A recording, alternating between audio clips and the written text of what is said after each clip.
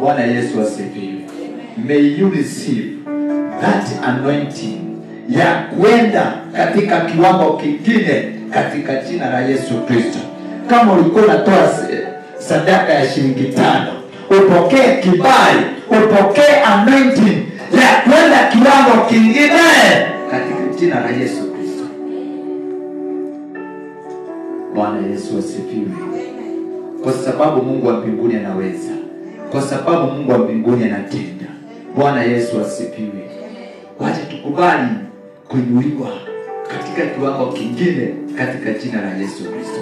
Kubali kuinuka hadi kiwango kingine kwa sababu Mungu wa mbinguni anaweza. Bwana Yesu asifiwe. Wale ambao mioyo yao imetiwa majeraha, mkapokea uponyaji katika jina la Yesu Kristo. Wale ambao umetiwa majeraha mpaka ukaona ya kwamba umefika mwisho, Mungu akuponye na akutie neema. Sasa ndio utahubiri kuliko wakati ule. Sasa ndio utaimba kuliko wakati ule. Sasa ndio utatuongoza kuliko wakati ule kupitia neema ya Yesu Kristo. Bwana Yesu asifiwe.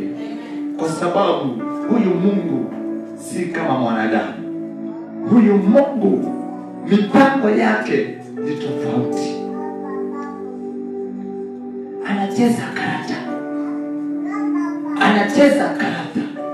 Mambo yanakuwa vile ambavyo wewe hukutarajia.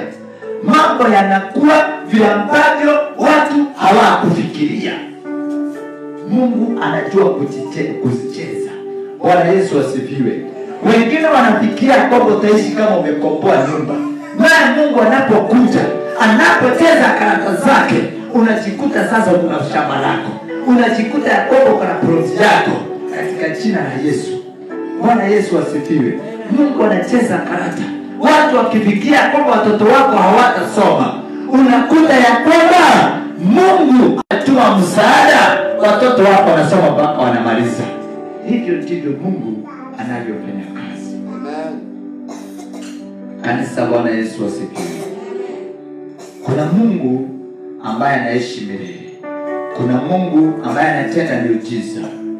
Kuna Mungu ambaye anaweza mambo yote. Bwana Yesu asifiwe. Wacha tusimame mbele za Bwana. Usiye shida